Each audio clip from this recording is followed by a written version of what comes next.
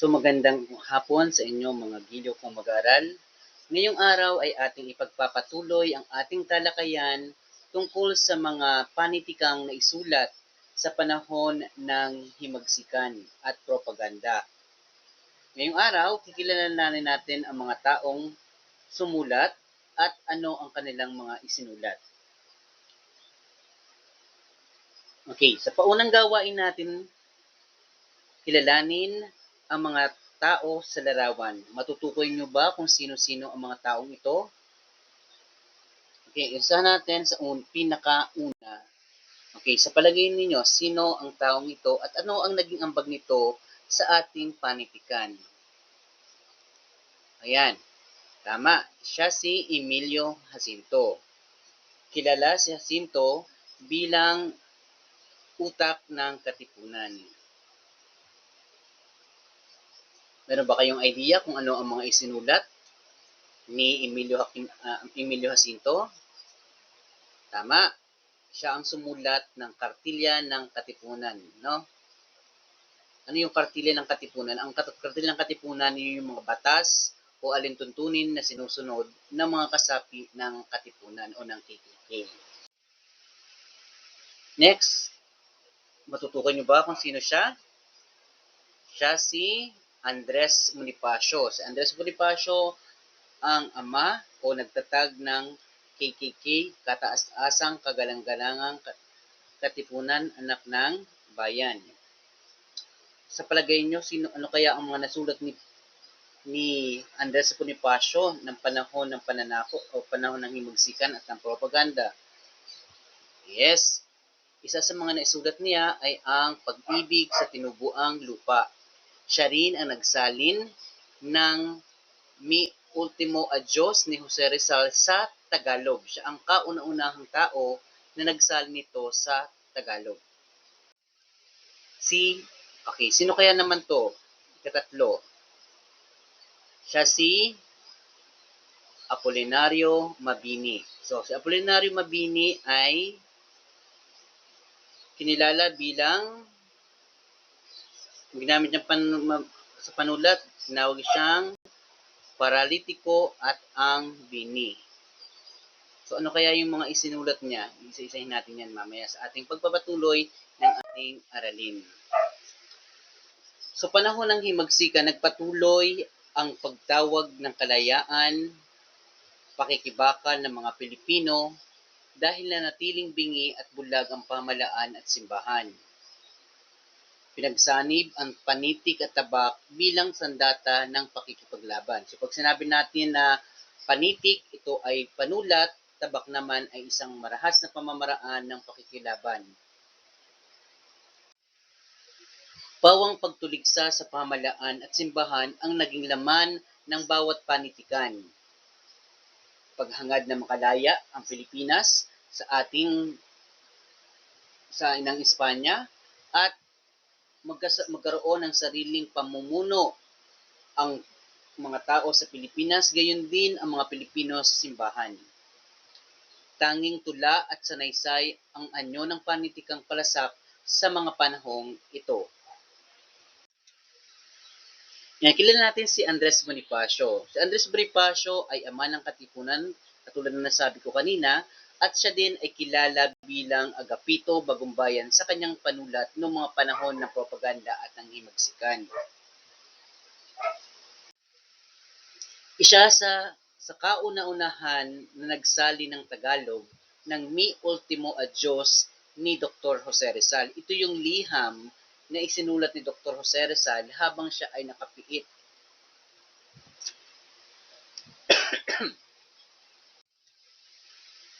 Siya din ay sumulat ng isang tulang may pamagat na Katapusang Hibik ng Pilipinas.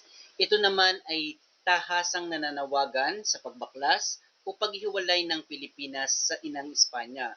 Matatandaan na tayo ay halos 321 taon na nasakop ng Espanya, no? Ito basahin natin ang bahagi ng Katapusang Hibik ng Pilipinas. Ang lupa at bahay na tinatanan, bukid at tubigang kalawak-lawakan, at gayon din pati ang halaman sa paring Kastila ay binubuwisan. Paalam na ina itong Pilipinas, paalam na ina itong nasa hirap, paalam, paalam inang walang habag, paalam na ngayon katapusang tawag. So ito ay bahagi script mula sa bahagi ng katapusang hibik ng Pilipinas. At dito mapapansin natin na talaga namang nakikita natin na tayo ay nasa sariling bayan pero wala tayong pag-aari sapagkat sabi dito ni Andres Bonifacio, lahat ay binubuwisan sa mga paring Kastila. Isinulat din ni Andres Bonifacio ang pag-ibig sa tinubuang lupa, isang tulang nagpapahayag ng wagas na pagmamahal sa sariling bayan. Binigyan diin ang tulang ito ang tunay na pagmamahal sa bayan ay yung handang ihandog ang buhay para sa kalayaan ng bayan. So dito, pinapaksa ni Andres Bonifacio na walang hihigit pa sa pagmamahal sa bayan kung hindi ang pag-alay ng sarili o ng buhay para sa kalayaan ng bayan. Ang ikalima niyang inaisulat ay ang kantungkulang gagawin ng mga anak ng bayan. Ito ay parang isang kartilya din ng katipunan, subalit ito ay hindi nasunod, di ginamit dahil may sinulat na din kartilya si Emilio Jacinto na sinabi ko nga kanina ay siya ang kinikilala bilang utak ng katipunan. Sumulat din siya ng sanaysay na mga dapat mabatid na mga Tagalog. Ito ay naman ay isang panawagan sa mga Pilipino na tuklasin kung saan nagmula ang mga paghihirap ng kanilang dinadanas, no? Yung kolonyalismo, pag sinabi natin kolonyalismo, pangananakop ng mga Espanyol at ng ibang lahi sa ating bayan. Ito ay bahagi. Ito ang Katagalugan ng pinamahalaan ng unang panahon ng ating tunay na makabayan. Ang Kastila ay nabubuhay sa lubos na 10 ng mga babae marunong bumasa at sumulat na talagang pasulat na naging Tagalog. So mapapansin natin dito sa bahagi ng dapat mabatid ng mga Tagalog, bago pa dumating ang mga Kastila at tayo ay meron ng meron na tayong sariling panitikan, meron tayong sariling pamamalakad, meron tayong sariling kultura.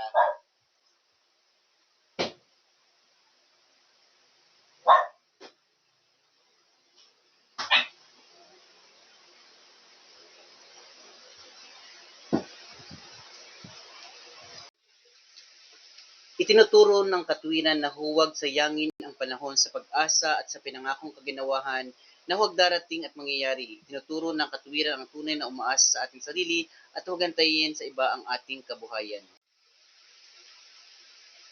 Next naman ay si Emilio Jacinto.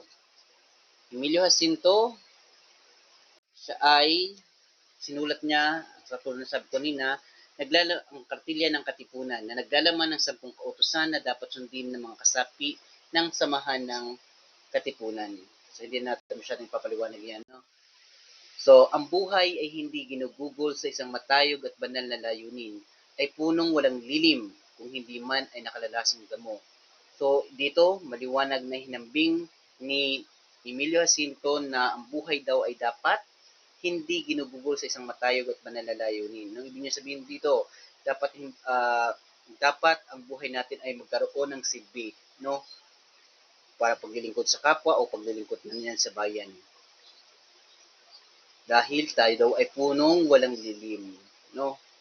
Ibig sabihin doon ay wala tayong silbi.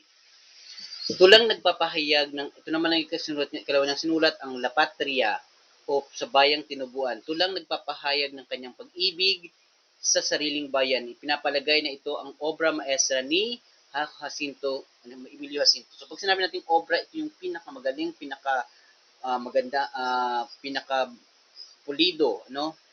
Pino ang pagkakasulat ng mga punto dito. So sa mga anak ng bayan, no, isang tulang tumatalakay sa pagmamahal sa kanyang kababayan. Ito ang unang paksa sa mahabang sanaysay na liwanag at dilim.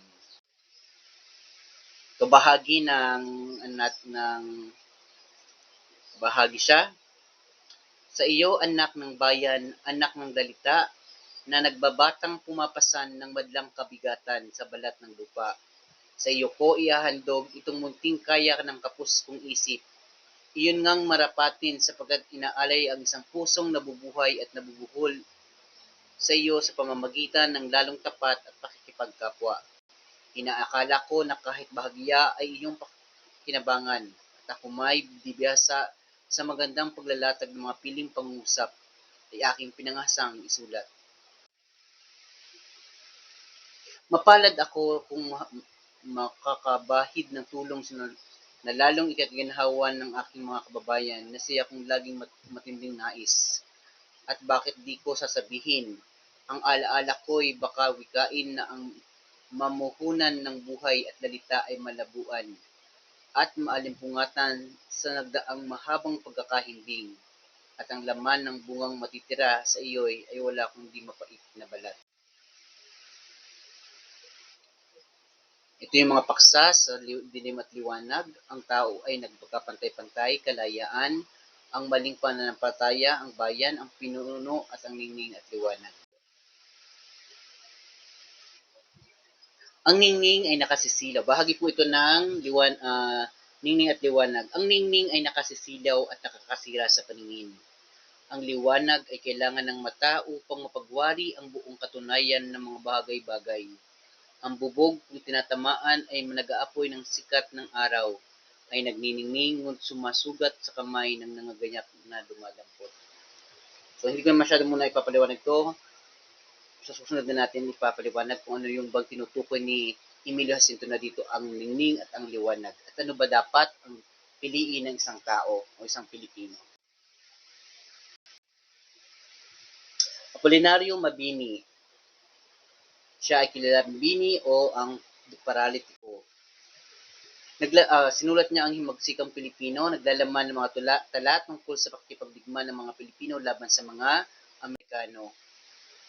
Sinulat din niya ang El Desarrollo y Caída de la República Filipina, isang sanaysay na tumatalakay sa pagtataksil ng mga Pilipinong ilustrado sa unang Republika ng Pilipinas. Naglalaman ito ng paliwanag ukol sa pagtaas at pagbagsak ng Republika ng Pilipinas. El Verdadero Decálogo, ito naman ay ang tunay na 10 utos, kahawig din ng 10 utos ng Biblia na nagbibigay din sa pag-ibig sa bayan at sa kanyang kapwa.